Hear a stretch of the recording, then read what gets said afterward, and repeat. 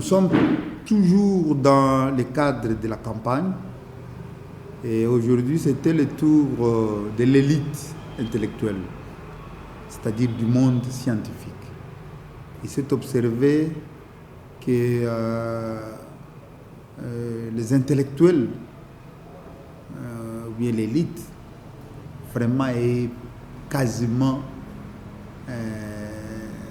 absent dans l'appropriation de ce qui se passe dans sa cité, dans sa société.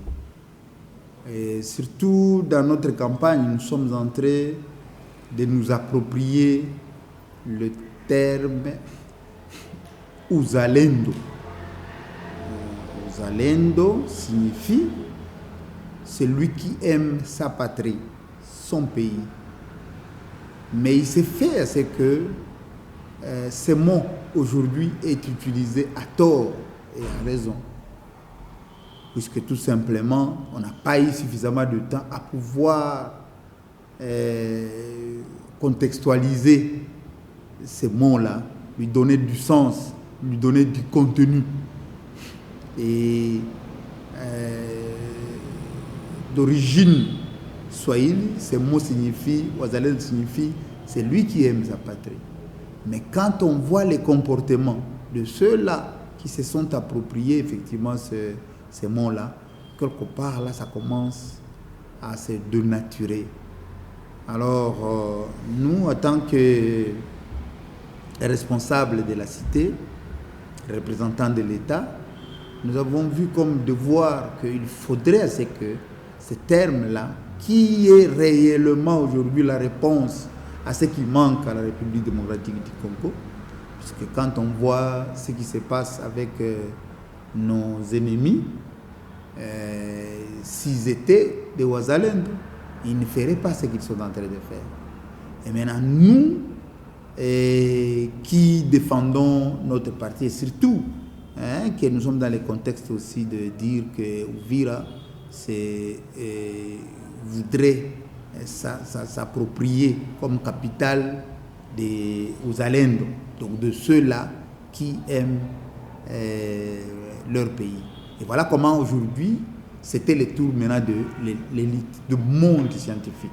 C'est pourquoi on a fait une journée scientifique pour donner du contenu à ces termes et chercher à avoir une commission, une équipe qui va dorénavant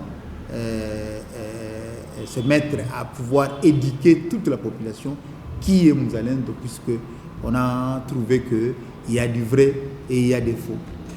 Au travers cette journée ici, on a réfléchi pour donner du sens au vrai Muzalendo, et c'est ça ce que Uvira voudrait s'en approprier et voudrait refléter au travers toute la République. Le message, j'invite l'élite intellectuelle, et d'ailleurs j'ai dit dans mon propos d'ouverture, j'ai comparé l'élite avec l'adage qu'a fait Jésus-Christ dans la Bible, donc comparant l'œil. L'œil, c'est un membre du corps, mais Jésus avait donné le rôle de l'œil comme la lampe du corps. C'est l'œil qui éclaire, qui montre la voie, la direction. Contrairement à quelqu'un qui n'est pas voyant, qui est aveugle, il ne sait pas le sens, il ne sait pas là où aller.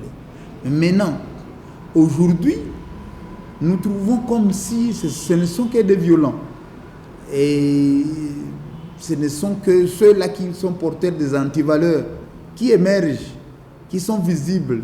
Et la société ressemble à ces antivaleurs-là. Et faute de qui? Faute de l'élite qui, possédant les connaissances, possédant la lumière, n'éclaire pas. Et c'est ce que Jésus-Christ va dire dans sa conclusion, que si l'œil ne joue pas son rôle, c'est tout le corps qui va en pâtir.